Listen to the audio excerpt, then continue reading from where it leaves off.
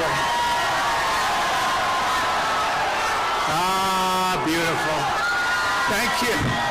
Thank you. Thank you. Thank you, everybody. That's so nice. Thank you.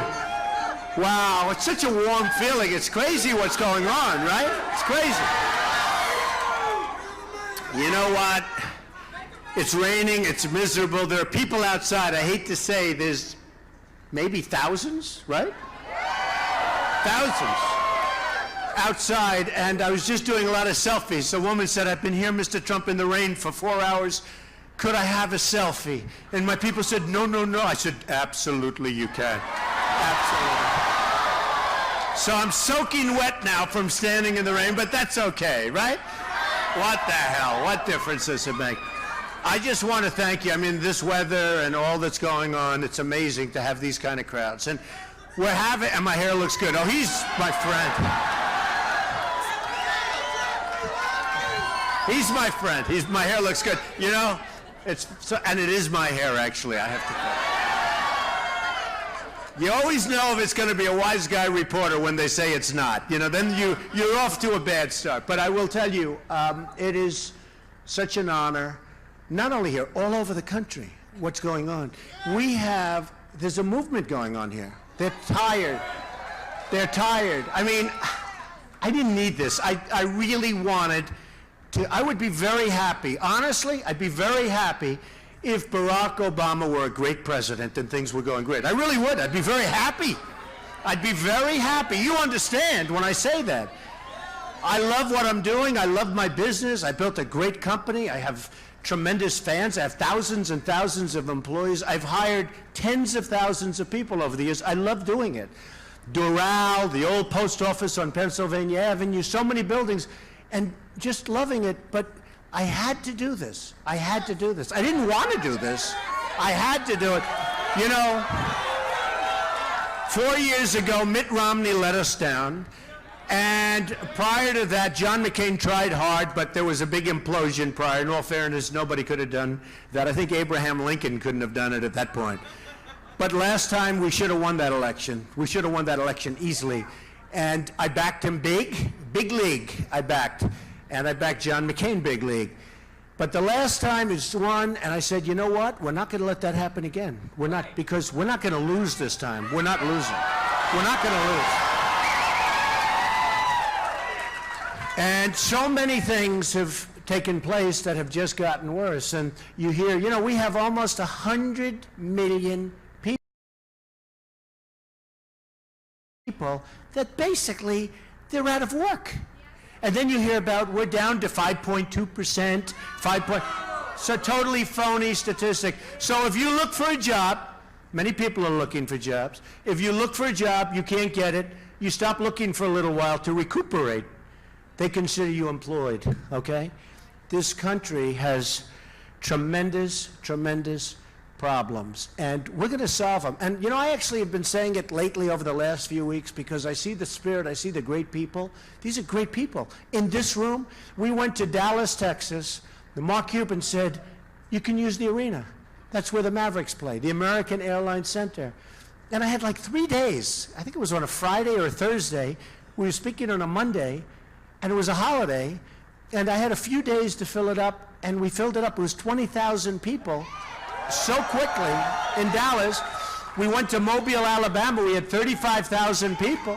You know, we started at a football arena. You know that.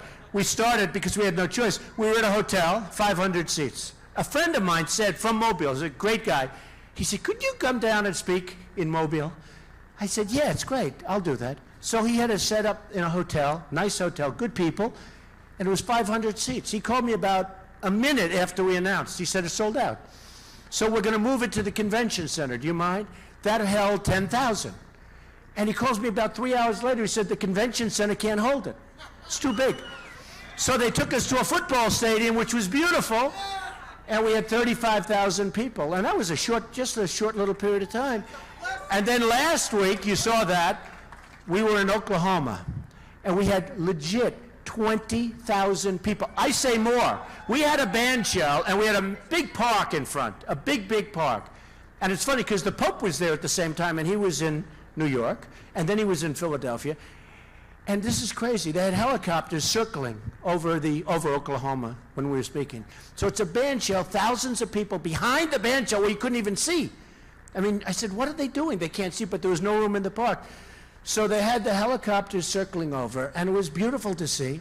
And they had the helicopters circling over Philadelphia where the Pope was. Now, they said the Pope had 1 million people, and I had 20,000. And it looked like I had more. It's crazy. It's crazy. But no matter where we go, and it's because it's real. Thank you. Thank you. Thank you. Thank you, everybody. So incredible. And you know, the reason is that people are just tired of being ripped off. We're just being ripped off. Every single thing. Every single thing. We don't have victories anymore. We don't win anymore. We don't win. You know, years ago, prior to Vietnam, we never lost a war, right? We never lost a war. Vietnam was a loss. Nothing else you can call it. And then after that, now we don't even think about winning. We lose in Iraq. We lose with ISIS. I see a general the other day being interviewed, and they said to him, nice guy. I don't really want a nice general. You know, generals. Bring back Patton. No, seriously. We don't want. This was such a nice guy. I like MacArthur. You know, MacArthur, in the history of West Point, he had the highest marks. I'm very much into the world of academics, believe it or not. And he had the best marks in the history of it. You know, I want these guys. He'd get off his plane with a corncob pipe in the high hat, and it'd say, here I am. You mess with me. Go ahead, mess with me. You know, it's different.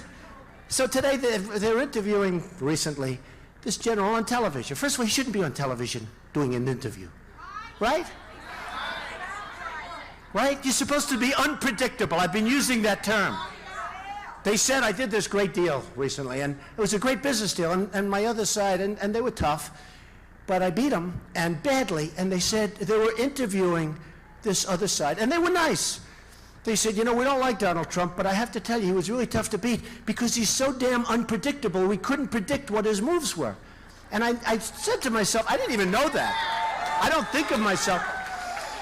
And I said to myself, our country has to be unpredictable. You know, how about with, like, Iraq a number of years ago when Obama said, we are leaving on whatever date, October 1st in 1 year, we are, so the enemy says, I can't believe it. You know, a big part of the enemy is ISIS and all. So they just went away. They said, why should we fight now? We'll wait. So the day we leave, they go in and they just knock the hell out of everybody. It's unbelievable. How do you announce it? And frankly, he should have said, we're never leaving. We will destroy them. We are never, ever going to leave. I never wanted to get into Iraq. You know, I was the one. I'm the only one. I didn't want to get in. I said, you're going to destabilize the Middle East. Now, with that being said, I'm the most military. There's nobody that will build a bigger, stronger, better military than me. Nobody. Nobody.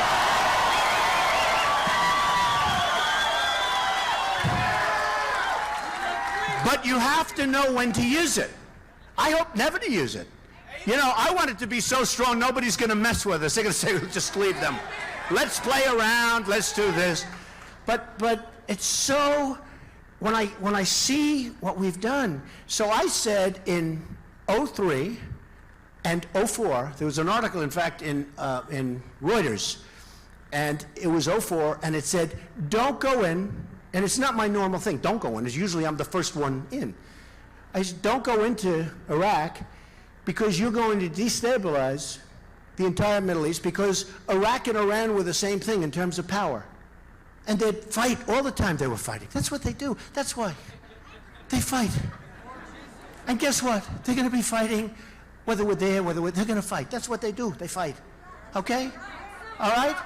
So they're fighting. They're fighting. And Syria's going to be another beauty. They'll be there for 29 years fighting. Everybody fights. They're all Let's rebuild our country. You know, I mean, it's time. It's time. But I said to him, I said, if you go into Iraq, you're going to destabilize. And the White House actually could, because I get a disproportionate amount of publicity, which is true. In fact, tomorrow I'm going to meet the press, and this week with George Stephanopoulos. So we have Chuck Todd, good guy. He likes me much better now. He's looking at my poll numbers, and now they all like, everybody likes me now because of the, we just had a poll come out, OAN, where we're 35 or 36. That's high. That's high. Don't forget, that's with 16 people. And I'm not a politician, thank goodness. No. Of course, now I guess I have to say I'm a politician, but I'm sort of not. And yesterday, the Pew poll came out, which is a big one, and I was 25, way ahead of everybody, way, way ahead.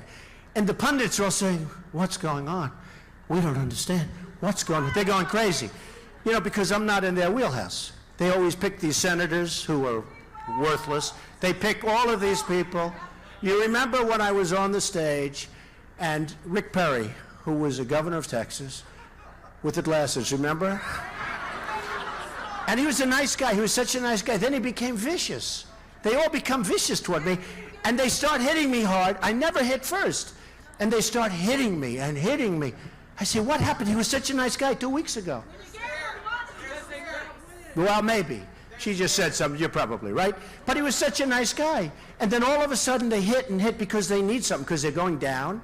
And they're at 5%, and then they go down to nothing when they hit me. It's the craziest thing. I wish I could sell that power. That's what we have to do to our enemies, right? That's what we have to do to our enemies. But it's been amazing. The polls have just gone up, and they've been constantly going up, and the press hates to report it. I mean, they hate to, I don't want to sound like, you know, but they hate to report it. We had a case in, think of this, Florida. So you have a governor, Bush, who's in favor of Common Core. By the way, he wants Common Core. How do you win an election when you want your children in Tennessee, in South Carolina, in Iowa, in New Hampshire, in every place, educated by bureaucrats from Washington? How do you win? So you have Jeb Bush, and you have Marco Rubio. So he's a sitting senator, and the other's a governor from Florida. And the poll just came out.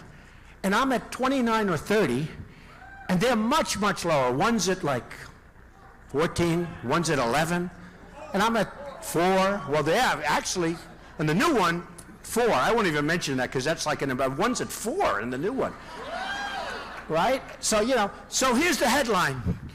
Rubio surging past, think of this. Rubio, who's at like 13, 14 in Florida, I'm at 30.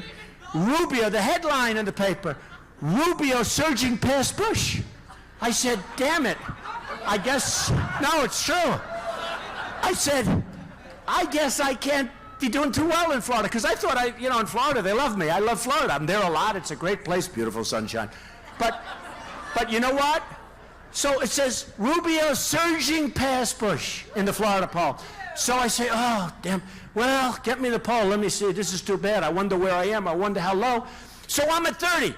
So in the second paragraph, they said, well, Donald Trump is winning. And I'm saying, I'm not even in the title, and I'm killing these both guys. It's crazy. But that's the press. They're very dishonest, I have to say. They are very, there are some good ones, but they're generally very dishonest. So now what's happening is this. This is called political speak, which I hate. I had to sign an application the other day. It said profession. And I said, I can't put down the word politician. So I said real estate. I just said real estate. Hey, you know. But, so we have a situation now, which is interesting, because Rubio was mentored by Bush, right? We heard that. And everybody, you know, 6 months ago, they said, Rubio will never, ever run. He won't do it, and he's loyal to Bush, because Bush was older and he was the governor and Rubio was a younger guy, and you know, it's the whole thing is sort of, who has better hair, Trump or Rubio? You tell me. Trump. Okay. So that's not a close one. So here's what happens. So he was, you know, mentored, and everybody said, well, he'll never run. Of course, we don't know. We know politicians, right? Loyalty doesn't mean much. By the way, where are the Gatlins? Where the hell are they? Those guys. Come here, Larry. Come here, before I'll tell you this crazy story in a second. Get up here. This man, just so you understand, he's great and all that stuff, and he's great with the singing and the voice, and he's happily married, but before that, the women used to love him. But he used to live, can you believe it? He used to live in Trump Tower, made a great deal. I sold him a unit, and he sold it for much more, which doesn't make me feel too smart. I feel like some of these guys that I talk about all the time. But I sold him a unit in Trump Tower. He lived there for years, and we became friends. He's a really great guy, and I want to thank you because I heard you put on a fantastic show before I got here, right? What he did was he rented the apartment for a nice number, and we moved out, and he tripled it because I had lived there. That's how it worked. That's right. He's right about that. And your brothers, they are where are they, Larry? They are great. Will you thank them all for me, please? The whole group. What a group. Thank you very much. And he is a friend of mine. Here's a guy, he's a New York slicker. Would you believe that, huh? So anyway, so with Bush and with Rubio, so what happens, and very interesting, I said, well, you know, I would say he won't run, but I know how disloyal politicians are. And they're all talk, no action, so maybe he'll run, but I don't know, who knows? So it ends up that Rubio announces. And then I see Bush, and I see Rubio. Now, Bush is absolutely furious. Rubio is, you know, doesn't care about Bush, couldn't care less, even though without Bush, maybe he wouldn't be there. And what happens, and by the way, Rubio has the worst voting record in the United States Senate. He doesn't go for vote. Now, he says, well, I'm running for, well, but you have other senators running, and they do just fine, right? Including Ted Cruz and others, but they're doing, you know, they're going back and voting. So he's the worst voting record, but forget that. I don't want to even mention it. Pretend I didn't, hey, pretend I didn't say it, right? Pretend I didn't say it. So Rubio, so what happens now, I say, but they don't like each other. And everyone's saying, no, no, they're dear friends. Then I see Bush, and they're asking, well, are you upset with Marco Rubio? You mentored him. No, he's a dear friend. He's a dear, dear friend. That's the politician speaking. Then they said to Rubio, what do you think of Bush? No, he's a dear, dear friend. I love him very much. He's a dear friend. And I'm saying to myself, I won't use a bad word, because every time I use a bad word, they say Trump cursed, right? They all say curse, please, I can't. You know, the story's not as good without a little extra emphasis, you know, but I won't do it. Because CNN, every time I use a bad word, CNN and ABC, they did such a phony, oh, Donald Trump used a bad word. The bad word, you know what the bad word? It was nothing. It was nothing. It's what they use every night at home, believe me. So anyway, so they go, and I'm saying, look at this, look what's happening. They're starting to get, and all of a sudden, the last week, they're really going at it, folks. I love to watch it. I love to watch it. So now they're going and they don't like, but see, it's really politicians. All talk, no action. They talk. I love him very much. I love him very much. They hate each other. Be honest, okay?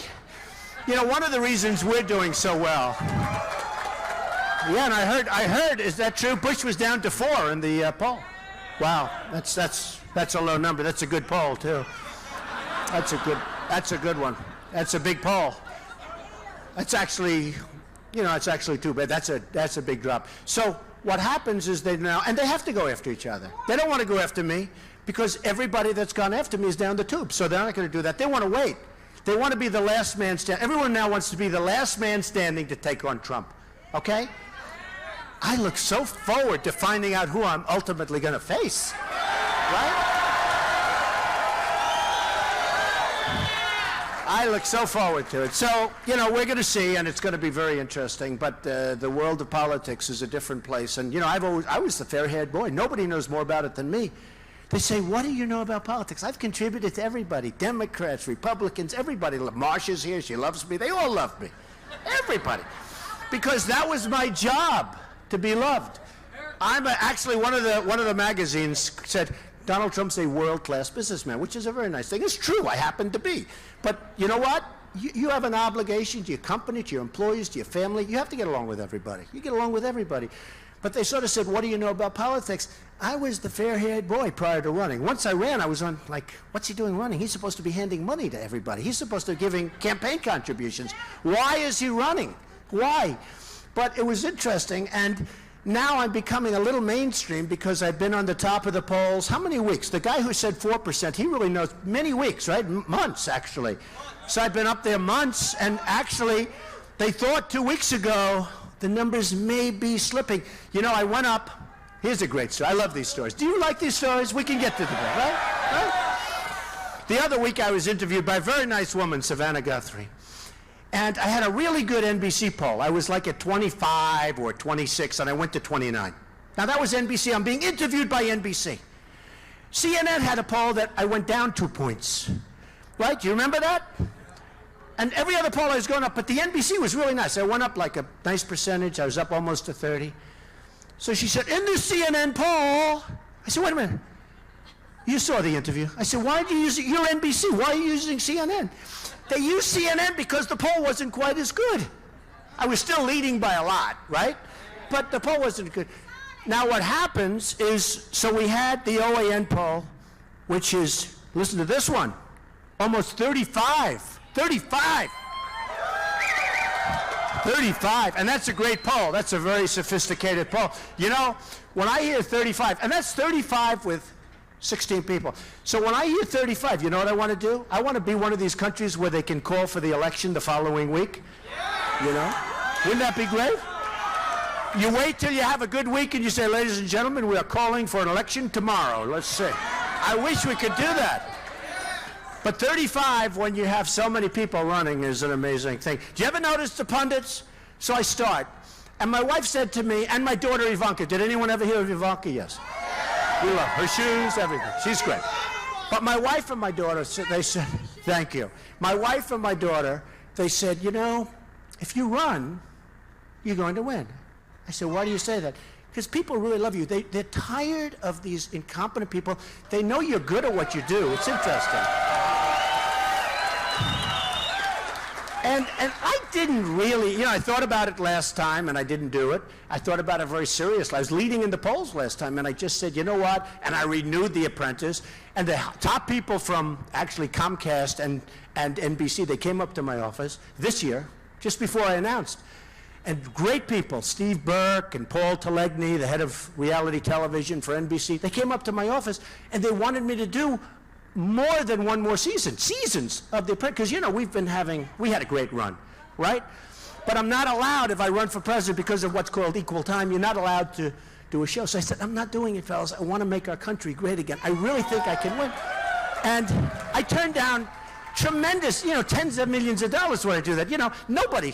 Mark Burnett called me, he says, I can't believe you're turning down an extension. Nobody turns down. Biggest actors, they don't turn down an extension. I mean, look who took my place. Arnold Schwarzenegger. He's good, right? How will he do? Thank you. Thank you. That's not a good sign. I think he's a good guy. So let's see. I mean, you never know. Honestly, you never know. How will anybody do? When they signed me for The Apprentice, they signed me for one season because they figured I'd be on for a few nights and it would fade. And you know, we've had the 15 copies, all of them failed. But they signed me. They didn't have any extension rights. You know why? They didn't want to waste the ink. They figured I'd be, and they all said, well, women will never watch. And if you don't have women watching a show, you can't have a success. It can't be successful. Women have to watch, because if you don't have the women, a show, ratings, I'd become like a ratings maven, okay? I'd become the king of ratings. So I said, I read this one horrible reviewer, nasty guy. He said, the show, this is 12 years ago when it first went on. He said, The Apprentice will never be successful because why will women want to watch Donald Trump? Can you believe this? It's very embarrassing. Everybody, my kids look, my daughter, my wife, they all look, oh, that's so bad. My husband's so sad, it's so sad. So we go on, the show's number 10, and then number 8, and then number 6, and then number 2, and then number 1, and you remember the finale was 28 million people. It was like the biggest show. I actually wrote that critic back. I said, I want you to take it back, you know. But you never really know what's going to happen. And then it was a success for many years, and it was great. And they wanted me to extend, and I said, I can't do it. And they didn't believe me. So at the upfronts, where they announced their programs, they went out and they announced that we are going to renew The Apprentice with Donald Trump. They still didn't believe me. I said, you don't understand, I'm running. And they renewed it. And actually, it was confusing, because a lot of people that wanted me to run said, what are you doing? They renewed The Apprentice, you're doing it, and what are you doing? And I said, I'm not doing it, I'm not doing it. And then finally I had to make a decision. And I will tell you, a couple of people told me this, Mark Cuban told me this, a lot of people told me, and Mark's been really nice, and so many people have been nice. But it takes guts to run, it really does. And I said to my wife, you know, I'm gonna do it. And I'll never forget standing on the famous escalator. You know the escalator, right? Remember the scene with Melania in front of me waving very elegantly? I said, no, because there's such love in the rooms, all of them. It's not like, it's like, it's sort of easy, you know? It's sort of easy. No, they said that, and he was asking, he says, you know, he's a friend who's a very successful guy, and he said to me, man, he said he could never do it. He wouldn't sleep for months if he had to do that. And I said, you know, it's funny, there's such energy, and I mean, in Texas, in Florida, in New Hampshire, the other night we had 4,000 people. It was incredible. In fact, Bush had 100 people. I had 4,000, and CNN covered both. And you couldn't tell the difference because they had it against a wall. We're here with Bush. And then they go, we're here at the Trump. But they didn't say how many people. It's so disgusting. But that's okay. But everybody in the room knows there's tremendous energy. And I said to my friends, I said, you know, when you get up in front of that many people, there's like love. And it's love because they want to see something happen. They want to see.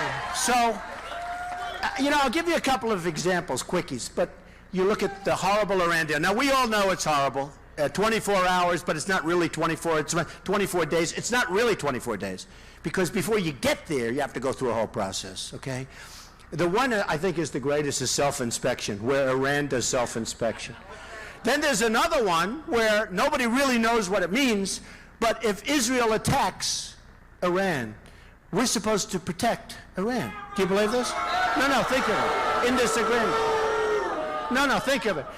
But I look at it and, you know, doing the art of the deal, so many people are coming in, they're all wanting me to sign the art of the deal. And what happens is I look and I see the incompetence, and I watch Kerry, he has no clue what he's doing. If they would have doubled up the sanctions and sat back for about 2 weeks, they would have been called and they would have been begging to make a deal. But they don't ask for the hostages. They don't ask. They didn't, it wasn't that they didn't get them, they never even asked. And they said, we didn't want to complicate the deal. Now, if it's me, I say, listen, before we start, fellas, let's do this. You got 4 hostages. By the way, it used to be 3, now it's 4. They took somebody in the meantime, a journalist. We have one over there because he's a Christian. He's a pastor. He's a good guy. I've met his wife twice. She's terrific. She's waiting for her husband to come home. He did nothing wrong. He's a Christian. That's why he's over there. The whole thing is crazy. So listen to this. So I would have said, fellas, before we start, you got 4 prisoners, meaning 3, meaning now 4. You got to do us a favor. Get them out. Let them out. Good for you, good for us. Nobody wants them over there. You don't need them. You don't want them. They're in the worst prisons. I hear the worst places, like people can't even imagine. They've been there for years now. I would have said, you got to get them out. You get them out now. You get them out fast. And you know what? They would have done it. You know, it's the messenger. Somebody else, it's true. It's the messenger. I hate to say. Somebody else could say the same words, and the answer is no. But I'm a good messenger. I'm a very, they're not going to play games with me, believe me. I guarantee you one thing. I guarantee, and they're already now negotiating, because I've said this a number of times. If I win, you know, there's a little gap between winning and going in and doing a good job. If I win, they will be back so fast after that election night. You watch. Iran will say, we've decided to release the prisoners. We've decided. I guarantee. And which was so sad. So they should have been back. The deal was horrible. We're giving them $150 billion, all the other things that you've heard 100 different times, but we're giving them $150 billion. Now they're going over to Syria to help Russia. They're doing all. They're a rich nation. They got plenty of ammunition, believe me, and they're smart and they're great negotiators. So I heard the other day, not 4, even though we have 4, they want to make a deal for 3. They're going to let 3 go. But they want 19 people. They want 19. And they want many other things. No, think of it. So they don't want 3 for 3, 4 for 4. We have 4 over there. They're not going to give us all 4. They're going to give us 3 of the 4. And they want 19. And they want, as they said, and many other things. Oh, fellas. How do we take it? No. That's why these rooms are all packed. That's why we have thousands of people standing outside. That's why.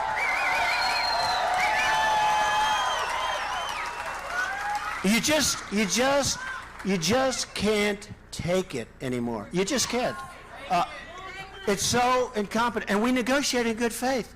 And they'll get 12 or 14 or 15 people, and we'll give them billions of dollars more. And it should have been part of the deal. Should have been part of the deal for nothing. Zero. Should have been part of the deal. You got great people over there. You got great people over there. They're waiting to be released, and they don't come out, and nobody knows what's going on.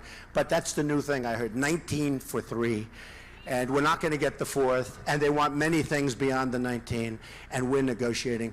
It's just sickening to see what's happening. Just sickening. All right. So we'll get off that subject. But it's just, you know what? It's emblematic of what's happening. Here's a quick other one. Bergdahl. You know Bergdahl, right? Traitor. He's a traitor. Sergeant Bergdahl. So he leaves. He deserts. He's a deserter. Remember the old days? In the old days, being deserters. Boom. In the old days, deserters were shot. Right? Well, I knew something was up when I saw his father being interviewed. I said, whoa, whoa, whoa, what have we here? Whoa, whoa. That's a whole deal. But anyway, that was before I saw Bergdahl. But you know what? So Bergdahl comes out, and Bergdahl, he leaves. He deserts, pure and simple. The generals that went in to interview his group, the people that were with him, all knew before they made the deal. I figured maybe they didn't know. They knew. They had a colonel, they had a general. They interviewed all of these great guys, these great young soldiers. They said he deserted. 6 people were killed looking for him, right? They went out. They wanted to get him back. They didn't know he deserted at that time. So they went out. They wanted to get him back. They were killed, 6 of them. They say 5, but it was probably 6. Young, incredible, courageous people. Killed. Probably killed viciously, as bad as it can be. You can imagine. They were killed looking for this guy. So we get him back. What do we get him back for? We give up 5 for 1. So we get a traitor. They get the 5 guys that they've wanted for 10 years that are right now out on the battlefield trying to kill everybody, including us, okay? That's what we get. And that's the way we negotiate. We have incompetent people in Washington. We have a president that doesn't have a clue. He doesn't have a clue.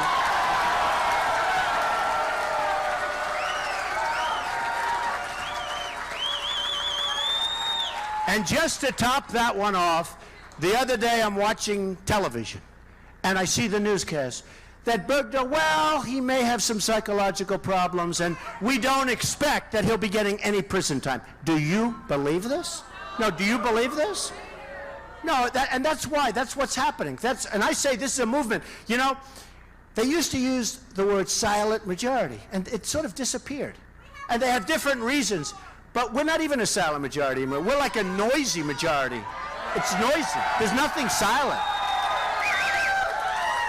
And that's what's happening. All right. A couple of things. And maybe it's not going to sound as exciting right now because that was really, I mean, every time I talk about it, I just can't believe what we're doing. I can't believe. And it's so big. It's so important. Nuclear is so important. We should have made a great deal, and we blew it. We had a chance to make, we had a chance. Yeah, we'll get them. Don't worry. I'll get them. I'll go. You know, I made a lot of money purposely buying bad contracts for very little. I've had friends that they went bad and they had a lot of bad contracts. I'd buy that and I would make a lot of money with bad contracts. Believe me, it's called renegotiation. It's called beyond renegotiation. We'll get them. Don't worry. We'll be fine. We'll be fine. But, so we're going to talk for a couple of seconds about a few other things, and maybe we'll take a couple of questions if we can. I don't know. It's not set up, but who the hell knows? I have all day. I don't care. I don't. So immigration. When I first announced, I took a lot of heat. Rush Limbaugh actually said, I have never seen anyone take so much incoming, because I brought up the subject of illegal immigration. Illegal immigration. And I said, and I mean it because I'm really good at building things. You got to see what I have in New York and Chicago and different places. That's what I do. I'm building right now the old post office in Washington, believe it or not, on Pennsylvania Avenue, right near the White House. Somebody said, will he move into the White House? The answer is yes, okay? Yes. Right between Congress, right between the Capitol and the White House. And it's an incredible building. I'm building Doral. I'm building all this stuff. I know how to build. And I hear about the wall. A lot of people agree. You know, about 12 years ago, everybody wanted the wall. And then listen to this one. One of the reasons they couldn't build it, because they couldn't get their environmental impact statements. Do you believe? It's true. I've done a lot of research. They couldn't get environmental impact statements. You know, there was a snail or a darter or something or a snake that was in the way, that was nesting. There was a snake that was nesting in the area, you know, within 153 feet of the wall. Oh, our country, what we're doing to ourselves. And Mexico, they're friends of mine. They can't believe how stupid we are. They can't believe it. They can't believe it. And not only will we build a wall, and it will be a real wall. Did you see last week they had a truck going over the wall? They have a little wall, it's about this size. And they built a ramp, right? And they had a truck loaded up with drugs. Loaded up with drugs. A pickup. Didn't even need a strong engine. Had the small engine, not the big. And they had a little ramp going up and down. And they had the truck going back and forth. It's like the craziest thing. No, my walls don't work that way. My wall's a wall. My wall's a wall. And you know, walls work. Go to Israel, you'll see that walls work. Nobody comes through. No, walls work. So we're going to build a wall, and it's going to be impenetrable. It will be a real wall, and we're going to take care of our Border Patrol people because they are great, and they're not allowed to do their job. They're not allowed to do their job. I met with them. That's why the white hat does so well, right? The white hat. That was when, then when I met in New York in the red hat. No, I was in Iowa with the red hat, and now the red hat's doing so well. So it's a crazy thing. And it says, make America great, right? That's what it's all about. But, so we're going to have, oh, there it is, right there. But we're going to have a real wall. And then they say, oh, the wall can't be built. It's too expensive. Well, first of all, in China, the Great Wall of China, built 2,000 years ago, is 13,000 miles. This one, you need really 1,000 miles. It's almost 2,000, but there are a lot of natural problems. So you have Jerusalem's a point. And that's why I say, in Israel, you have a wall that absolutely works. You talk to them. Believe me, it works. And the walls work, if they're properly built. Not walls this high that are fences and that you have, that you can, you actually break them down and walk right over them, okay? And our Border Patrol's not allowed to do anything. And then you have the anchor babies. You have a woman, she gets pregnant, she's 9 months, walks over to the United States, has the baby. Congratulations, United States, you take care of that baby for 85 years, okay? And then the 14th Amendment. And then what happens is they all said, oh, you can't do that because you'll have to have a constitutional amendment, it'll take years. It doesn't. It doesn't. I turned out to be right. I was a little lucky on this subject, to be honest with you, because, but then the great constitutional lawyers all said, no, they're having the baby. It's an illegal person having the baby. You don't have to do that. And we will win in court. But a simple act, listen to this.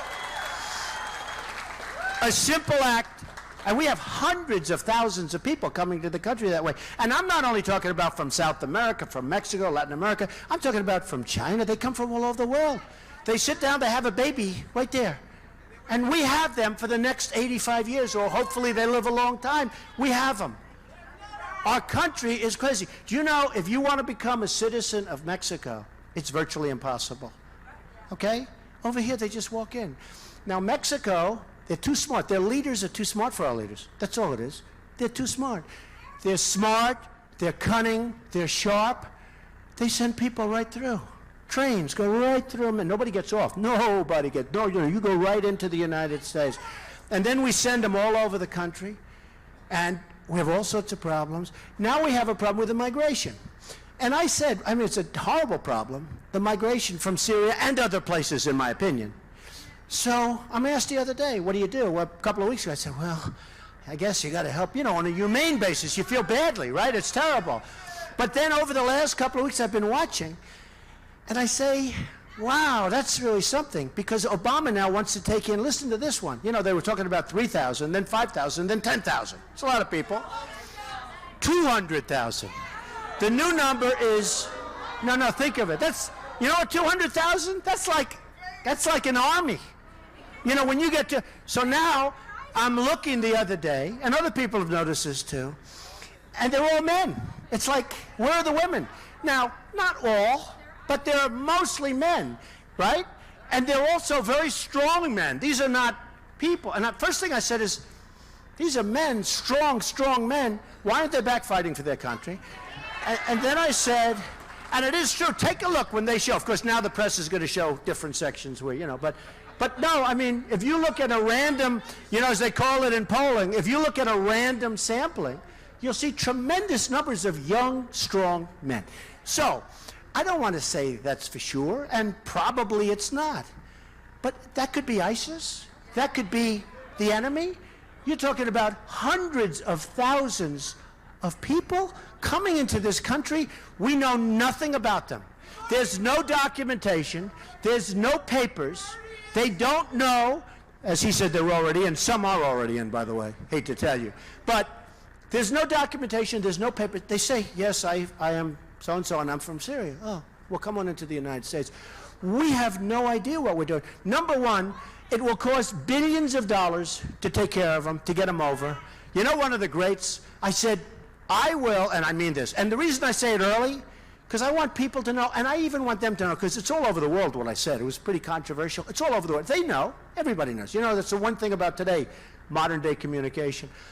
I said, if they come in, and if I win, and somebody's going, win. Well, it's if. You know, look, I'm running against politicians, and they are good at one thing, trying to get into office. That's about it. No, that's it. They're not good at anything else. They're not going to create jobs. No, they're not going to create jobs. They're not going to create anything else. They're good at talking. They're good at getting into office. That's about it. And after they get there, they fall asleep for 4 years or 2 years or whatever it might be. And that's what's been happening. And I said very strongly, I said, look, if they come in and if I win, they're going back. They're going back. They're going back.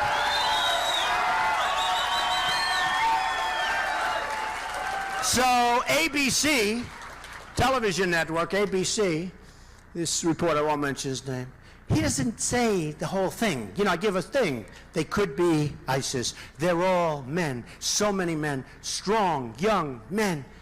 They leave all that out. They have just one clip. If they come here, they will go back. I look like the worst human being on earth, right? They really, it's so unfair. It's so unfair. But let me just tell you, if they come in, and if I win, they are going back. They are going back, okay?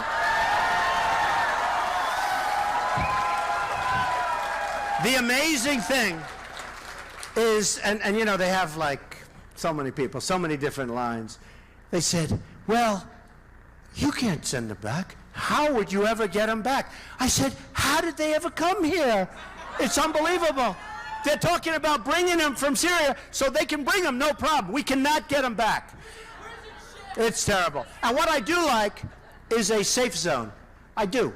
You take a big area in Syria. There's plenty of land. That's one thing you have over there. There's no real estate problems. Not a lot of people investing in Syria right now. You get a big piece of land, safe, get a big piece of land. Let Germany, let all these other countries, including the Gulf states, Saudi Arabia, Bahrain, Qatar, unbelievable wealth. By the way, they're not taking anybody. Anybody! They're not taking anybody to the Gulf states. I have so many friends in the Gulf states, they buy my apartments like crazy. I love them, okay? But they're smart. They're not taking anybody. Now, we're taking 200,000, but the Gulf states next door are taking nobody. And they're not putting up much money, if any. If any. But what I would say is this. You get the Gulf states. Saudi Arabia makes $1 billion a day. You get the Gulf states. You get Germany, because Germany, I mean, they're having riots over there now. Merkel was strong. Now all of a sudden they want to get rid of her. That's going to end up not in a good situation. But you get these countries that are going through hell right now with the migration, and they all feel guilty. You get them all to chip in, and you build a safe zone.